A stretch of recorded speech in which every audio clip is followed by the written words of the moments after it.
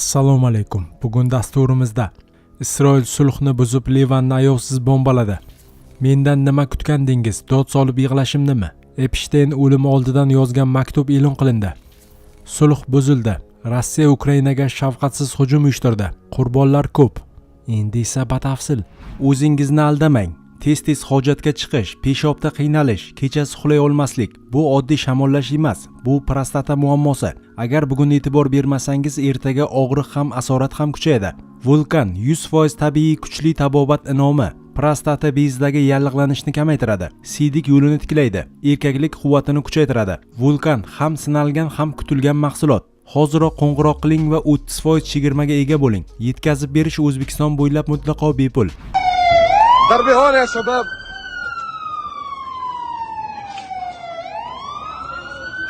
Isroil sulhni buzib Livanni ayovsiz bombaladi.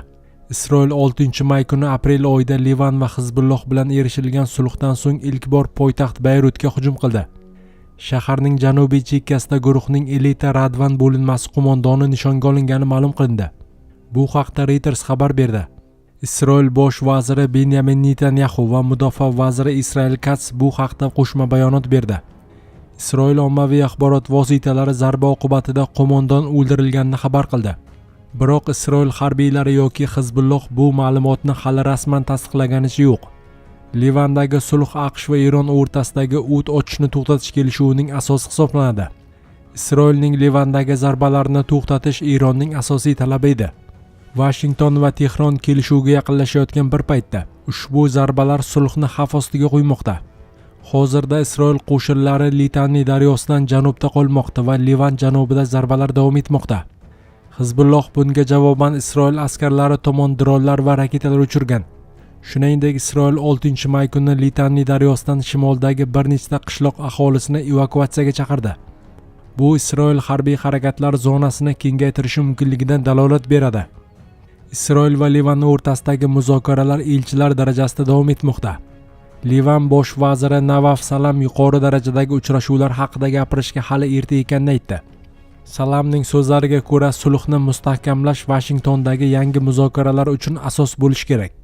Aprel oyida Washingtonda Isroil va Livanning AQShdagi elchilari o'rtasida 33 yilda ilk bor 2 marta uchrashuv o'tkazildi.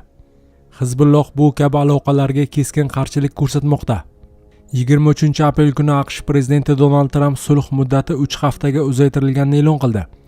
U yaqin vaqt ichida Netanyahu va Livan prezidenti Josef Aounni qabul qilishni rejalashtirganini aytdi. Trump ikki mamlakat o'rtasida 2026-yil tinchlik bitimi imzolanishiga katta imkoniyat bor deb hisoblamoqda. Navaf Salam Livan Isroil bilan aloqalarni normallashtirishni emas, balki tinchlikka erishishni istayotganini bildirdi. Bizning minimal talabimiz Isroil qo'shinlarini olib chiqib ketish muddatidir, dedi u. Uning qo'shimcha qilishicha, hukumat Hizbullohni qurolsizlantirish rejasini ishlab chiqadi. Prezident Josef Aoun esa Netanyahu bilan uchrashishning vaqti kelmaganini aytdi. U uchrashuvdan oldin xavfsizlik kelishuviga erishish va hujumlarni to'xtatish zarurligini ta'kidladi. Mendan nima kutgandingiz? Dod solib yig'lashimnimi? Epstein o'limi oldidan yozgan maktub e'lon qilindi. AQShda New York federal sudyasi 6-may kuni marhum jinsiy jinoyatchi Jeffrey Epstein tomonidan yozilgan aytilayotgan o'lim oldi maktubini e'lon qildi. Sobiq moliyachi va voyaga yetmaganlar savdosida ayblangan Epstein 2019-yil avgust oyida Manhattandagi qamoqxona kamerasida o'lik holda topilgan edi. Uning o'limi o'z joniga qasd qilish deb baholangan. Qo'lda yozilgan ushbu maktub Epsteinning sobiq kameradoshi, qotillikda ayblangan sobiq politsiyachi Nicholas Tartaglione tomonidan topilgani aytilmoqda. Tartaglione ishi bo'yicha sudya Kenneth Karas The New York Times nashri so'rovidan so'ng maktubni ochiqladi. Karas maktubni ommaga ochiq bo'lish kerak bo'lgan sud hujjat deb topdi. Chunki u Tartaglionening jinoyat ishi doirasida taqdim etilgan edi. Tartaglione hozirda giyohvand moddalar bilan bog'liq qotilliklar uchun 4 karra umrbod qamoq jazosini o'tamoqda. Sudya maktubni sir saqlash uchun qonuniy asos topmadi. Biroq u maktubning haqiqiyligini tasdiqlamadi. Sudyaning fikricha bu masalalar hujjatni ochiqlash qaroriga aloqador emas. Hech bir tomon ushbu maktubni sir saqlashni oqlaydigan biron bir sabab ko'rsatmadi deb hukm chiqardi sudya. Sarg'ish rangli qog'ozga shoshilib yozilgan maktub Tartaglionening advokatlari tomonidan taqdim etilgan. Tartalyoni 2019-yil iyul oyida Manhattan qamoqxonasida Epstein bilan taxminan 2 hafta bir kamerada o'tirgan. Sud materiallaridagi maktubga ko'ra, unda quyidagilar yozilgan: "Meni oylar davomida tergov qilishdi. Hech narsa topishmadi. Oqibatda 15 yillik ayblovlar paydo bo'ldi. Xayrlashish vaqtini o'zi tanlay olish yoqimli. Mendan nima kutgandingiz? Dod solib yig'lashimnimi? Qizig'i yo'q, bunga arzimaydi", deb yozilgan xatda. Ushbu maktub ilk bor 2019-yil iyul oyida Epstein o'z kamerasida bo'ynidagi jarohatlari bilan tirik topilganda paydo bo'lgan. O'shanda rasmiylar buni o'z joniga qasd qilishga urinishdi baholagan. Tartalyonning so'zlariga ko'ra, maktub ularning umumiy kamerasidagi kitob ichiga yashirilgan bo'lgan. Epstein bir necha hafta o'tib 2019-yil 10-avgustda boshqa bir holatda vafot etgan. Tartalyoni 2025-yilda podkastlardan birida ushbu maktub haqida gapirgan edi. Biroq Times nashri o'tgan hafta u haqda yozganidan so'ng mavzu keng omma e'tiborini tortdi. Gazetaning xabar berishicha, ushbu maktubni federal tergovchilar hech qachon ko'rmagan. Shuningdek, u Adliya vazirligi tomonidan so'nggi yillarda Epstein ishi bo'yicha e'lon qilingan millionlab hujjatlar orasida ham bo'lmagan. Sudya hujjatni ochiqlash haqida buyruq berar ekan. Epsteinning o'limi va ushbu maktub allaqachon jamoatchilik orasida keng muhokama qilinayotganini hisobga olib, shaxsiy daxlsizlik borasidagi xavotirlarni rad etdi. Parada не есть! Sulh buzildi. Rossiya Ukrainaga shafqatsiz hujum uyushtirdi. Qurbonlar ko'p. Rossiyaning Ukraina bo'ylab uyushtirgan hujumlari oqibatida 27 kishi halok bo'ldi. Bu Kiyev taklif qilgan va 6-mayga o'tar kechasi kuchga kirish kerak bo'lgan sulhga bir necha soat qolganda yuz berdi. Bu haqda CNN xabar berdi.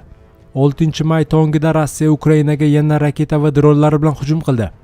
Shundan so'ng Ukraina prezidenti Vladimir Zelenskiy Moskva Kiyevning sulh haqidagi taklifini ochiqchasiga rad etganini bildirdi. Rossiya 8 va 9-may kunlari G'alaba bayrami munosabati bilan o't ochishni to'xtatishni ma'lum qilgan. Bunga javoban Ukraina ham janglarni to'xtatishini aytgan edi.